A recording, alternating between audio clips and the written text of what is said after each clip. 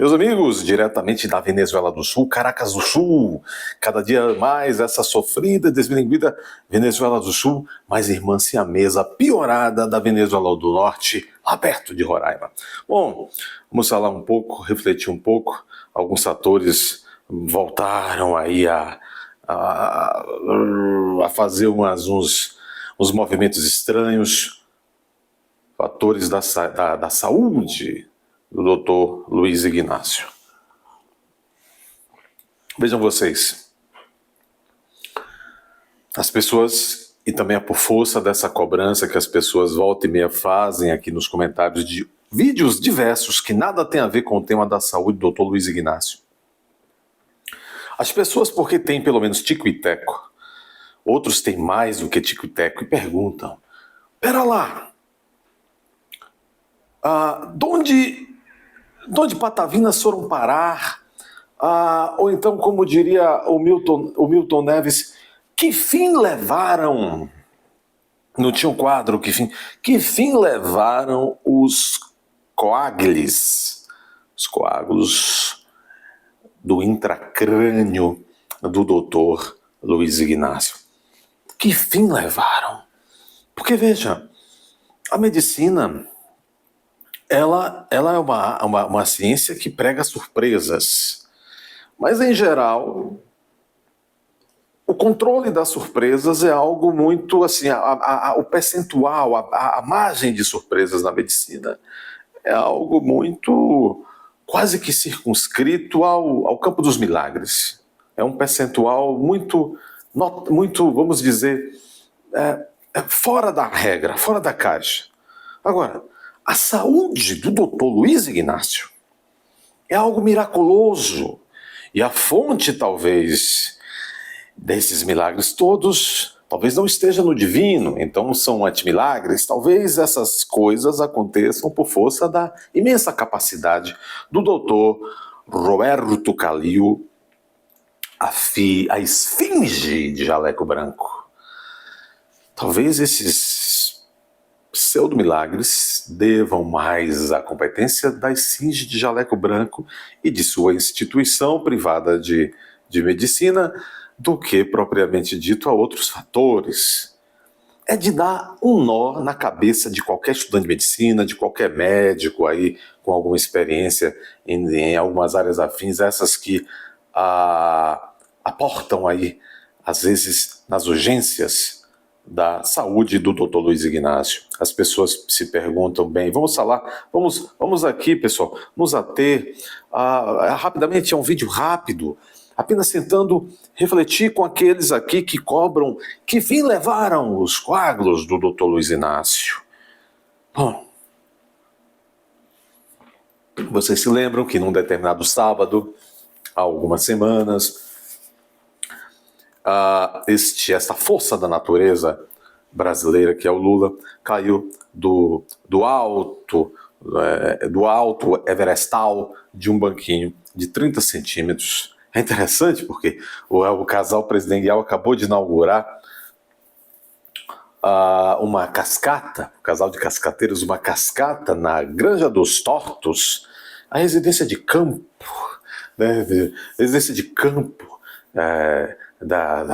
da presidência da República, que fica aí a mais ou menos uns 20 quilômetros do Palácio da Alvorada. Inauguraram uma cascata. Então vejam vocês que são camas de não sei quantas dezenas de reais, é um luxo absurdo, são lençóis egípcios de não sei quantos, é um negócio absurdo, fios, um negócio absurdo. Mas, em se tratando de banheiro, a Alvorada, sob essa administração, está artesanal. Tinha lá um banquinho, o homem estava sozinho, ao que consta, supostamente, segundo a narrativa, estava cortando as unhas, horas antes de fazer uma viagem, né, para participar de um encontro. E aí disseram que esse homem caiu do banquinho enquanto cortava as unhas, porque também não tem dinheiro, a presidência da República, nem ele próprio, as suas expensas, tem dinheiro para contratar uma profissional que cuide unhas de pés. Não, Nem a própria esposa o faz, porque ela não é uma esposa convencional. Não cuida, não ajuda o marido hiperidoso a cuidar da própria higiene. Não. Então ele caiu de lá. Pasme, a mídia instrumentalizada pelo regime não disse uma vírgula por quase 24 horas após a suposta queda, narrada queda do banquinho. O fato teria ocorrido depois dessa força da natureza ter ido a São Paulo na tarde daquele sábado, torrando querosene com dinheiro público, supostamente foi a São Paulo para gravar e teria uma live com o então candidato à Prefeitura de São Paulo, Boles. Voltou de São Paulo a Brasília e já estava se preparando para viajar sentado no banquinho. Então ali caiu e ninguém viu esse homem, ninguém viu, não vazou. Brasília tudo vaza. Inclusive aquele que devia estar dentro do vaso, vaza. Tudo vaza em Brasília, mas não vazou. Não houve um vazamento, não teve ninguém que vazou. Que aconteceu isso, que sangrou muito, segundo palavras do próprio presidente. Não se sabe até hoje, não se sabe de nada. E não se explicou também como é que, sem vazamentos, ninguém noticiou, nem registrou a saída desse homem da Alvorada, nem a entrada naqueles momentos desse homem na unidade do Sírio-Libanês em Brasília. Segundo as versões oficiais, teria estado ali até altas horas, mas voltou, depois de feito vários exames, os pontos, cortou, segundo o que até voltou um idoso, voltou para o Palácio da Alvorada, não ficou sequer internado. E já de manhã, um idoso, nas primeiras horas da manhã do domingo, voltou para fazer novos exames, trocar curativos, etc, etc, e depois voltou novamente para a residência oficial, para o Palácio da Alvorada. Vejam, e só foi noticiado o suposto fato para a população a partir das 14 horas daquele domingo. Quase 24 horas em que a mídia não disse nada. E quando a mídia disse alguma coisa a partir daquelas 14 horas daquele domingo, foi com base num releasezinho, com base numa mixaria de narrativa dada pela Secretaria de Comunicação, que abastece de dinheiros esses veículos de comunicação da velha imprensa. Já misterioso começou ali. Depois, muitas contradições entre os médicos do Dr. Roberto Calil, ex-Singe de jaleco branco, entre a Secretaria de Comunicação, entre membros de governo. Esmilinguidos, econômicos, muito econômicos os boletins médicos, não são de ocorrência ainda, os boletins médicos que eram exarados pela equipe do Dr. Calil. O que, pelo menos o Poder 360, um veículo de comunicação, teve coragem de chamar pelo nome, é que, de fato, o senhor presidente teve um derrame, segundo dizem.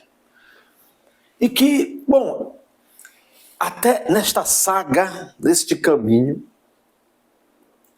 de várias e várias emissões de boletins médicos, às vezes em que ali ao longo das semanas, na média de 2 vezes por semana, Sua Excelência permaneceu supostamente indo até o Sírio-Libanês de Brasília para fazer exames. Esses boletins, o penúltimo e o último foram os mais estranhos. Olha que assim, o penúltimo foi fantástico. Ele admitia, mas assim, ele admitia nas entrelinhas que os coágulos continuavam lá, mas já sinalizavam que não falariam mais os coágulos.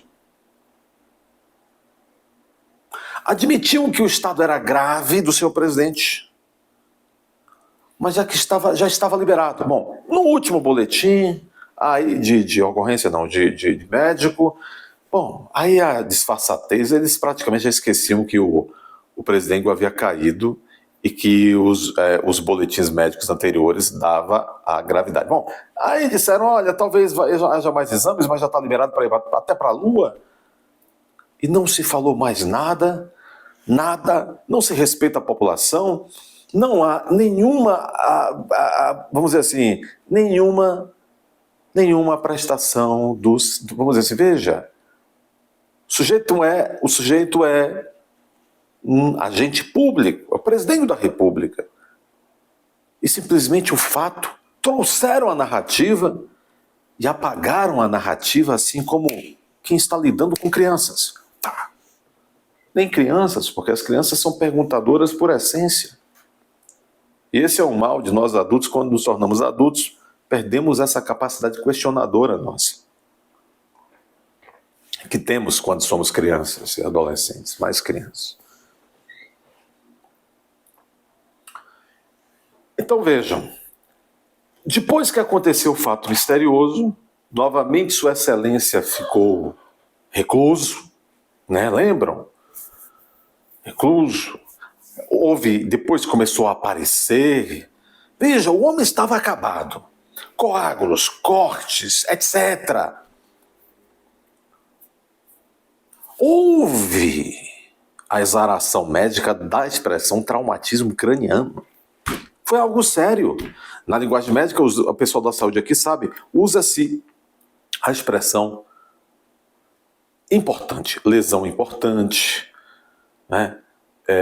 Trauma importante. Importante significa que o troço foi sério. Deve-se prestar atenção. Mas, com menos de uma semana, o sujeito já postou uma foto dizendo que havia acabado de pescar um peixe enorme no lago ali da Alvorada. Era sol. Estava ali um sujeito que não tinha nem tirado os pontos ainda. Depois o sujeito apareceu com o olho saindo praticamente, um negócio horrível. E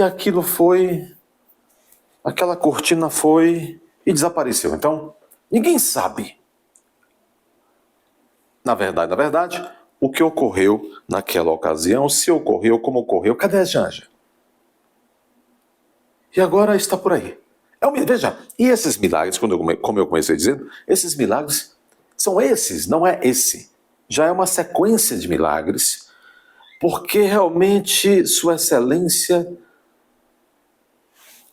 só após a tal da posse, Sua Excelência já pelo menos por 3 vezes apareceu com esses episódios importantes de crise em sua saúde. Aquela do quadril foi a melhor de todas, porque, ao que consta, oficialmente o sujeito está com a prótese total de quadril, mas ele anda por aí feito um meninote, feito um mancebo. Já se esqueceu também. Aliás, que tranquilo, hein? Um idoso com uma prótese total de quadril, sentado num banquinho de 30 centímetros de onde teria caído, hein? Viajando por toda parte, quando quer, quando convém. Daqui a pouco vai voltar a jogar, se não voltou, a jogar futebol com Chico Buarque. Então vejam, várias pessoas, eu já defendo isso aqui há mais de um ano, mas várias pessoas nesse episódio dos coágulos, que ninguém sabe onde estão, várias pessoas, aí, até da mídia tradicional, dizendo, pera lá, inclusive alguns parlamentares também, os nossos esmiliguidos parlamentares, dizendo, olha, saúde dessas autoridades, da cúpula da República, são de interesse público. O interesse público é tão grande nesse caso que subordina e faz pôr em segundo plano a tal do direito à privacidade do prontuário médico. Quem não quer ser agente público, para que seu prontuário em prol do interesse público seja demonstrado à nação, que não se torne agente público. Vá, Lula, monte uma quintanda para vender milho cozido ou cachorro quente, ou mesmo uma caninha, vá para a privada, saia da vida pública e vá para a privada, igual o João Dória fez. Agora, é porque esse país não é sério. Se fosse sério, diante de tantos mistérios que pairam sobre algumas figuras nos últimos 2 anos, em relação à saúde, algumas figuras, já se teria criado uma lei, já que se cria tantas outras leis inúteis nesse país, já se teria criado uma lei para homenagear um daqueles princípios que tem a ver com interesse público, tem a ver com publicidade, lá do artigo 37 da Constituição. Já se teria criado uma lei para deixar bem claro: determinadas autoridades de alguns poderes, de alguns escalões, de alguns poderes, deve prevalecer o interesse público sobre a sua condição de saúde. Simples assim. Mas nós não estamos evoluindo, estamos regredindo. Regredindo em termos de transparência, em termos de princípios que, de fato, se estivessem sendo praticados, aí sim poderíamos dizer que estamos numa democracia. Por que eu estou chamando a atenção sobre esse fato? Além de que as pessoas estão cobrando. O que se deu dos coágulos? As pessoas devem mandar e-mail, então, para a SECOM, devem mandar e-mail para o Lula, para a Janja, devem mandar e-mail para o Dr. Calil, a esfinge de jaleco branco, lá para a sua pirâmide, né? Lá para a sua Kelps. Mande, ele fica lá em Kelps, né? Ele está lá na sua pirâmide de Kelps, em São Paulo. Às vezes assim, jaleco branco do Dr. Calil vai para a sua pirâmide de Catherine, lá em Brasília. Certamente terá também a pirâmide também em Miquerinos, em algum outro lugar, não é verdade? De Miquerinos, entre outras piramidezinhas não tão famosas, frequentadas pela miraculosa esfinge de jaleco branco, que também traz muitos mistérios para a saúde do doutor Luiz Ignácio. Vejam, o doutor Luiz Ignácio estava até agora há pouco, supostamente, muito serelepe, recebendo o doutor Xi Jinping, que está em apuros lá na China. Consta que está em apuros o doutor Xi Jinping. Está vendo lá uma repulsa a ele interna. E ele está reagindo com um expurgo entre os seus colegas de maldade. O doutor Luiz Ignácio e a dona Janja estavam todos aí subalternos, recebendo os patrões chineses. Curioso o fato de que, na noite deste sábado, está se casando, no Maranhão, o reizinho do Maranhão, o doutor Flávio Dini. Amanhã terá vídeo aqui, atualizando o casamento, sempre com o olhar do interesse da crônica política, o casamento do doutor Dini, faraônico. Com a presença de ministros do STF e de outros figurões. O Maranhão parou tudo, coitado do Maranhão, já está, coitado do Maranhão. E ainda tem mais essa. Curioso que o Lula deve até os cabelos do sovaco ao Flávio Dino e não foi ao casamento do Flávio Dino. Se o Lula está com boa saúde, se o Lula tem todo um aparato tecnológico, um aparato de transporte, de segurança, etc., certamente que o Flávio Dini, ainda mais porque ministros do STF estão lá em seu casamento, a segurança é total. Porque é que o Lula, que deve até os cabelos das axilas ao Flávio Dino, não foi ao casamento do Flávio Dino. Em condições de temperatura, de condições normais de temperatura e pressão, de amizades e de saúde, o doutor Lula teria feito então uma grande desfeita e não comparecendo a este casório. Então, liga-se o alerta. Por que é que não foi ao casamento do Flávio Dini? Por que não se insistiu? Porque, diplomaticamente, seria inclusive uma jogada inteligente do Lula ele forçar a barra e ir à posse do Donald Trump. Por que já avisou que não vai? Será que tem alguma medida de segurança que colocaria o Lula, assim, vamos dizer assim, em constrangimento corporalmente se ele fosse até a posse do Trump? É preciso se passar por alguns filtros de segurança, todos os chefes de Estado, inclusive, sua equipe. Por que é que não vai? Por que o Lula foi barrado recentemente num evento democrata? Se exigiu o quê de Lula e sua comissão para entrar por segurança dos democratas, altos democratas, do alto escalão dos democratas? Por que Lula preferiu não entrar, fingiu uma briga com seguranças dos democratas e saiu de lá? Há muitos mistérios entre Brasília e São Luís do Maranhão que não pressupomos com a nossa van manelice. Vamos ficar atentos a isso, pessoal. Bom, deixa aí seu like, inscreva-se. Inscreva-se como membro do canal também. Nós estamos aí com um curso só para membros. Nós colocamos aí um primeiro bloco, só para vocês que não são membros, um bloco público. Temos já 2 blocos aí, são 9 blocos. Eu coloquei o primeiro bloco para vocês todos, para o público também, para que sintam aí um gostinho do que estão perdendo. Se inscrevam como membros para terem acesso a todo o curso A Revolução dos Porcos, inspirado na obra quase homônima do George Orwell, A Revolução dos Bichos.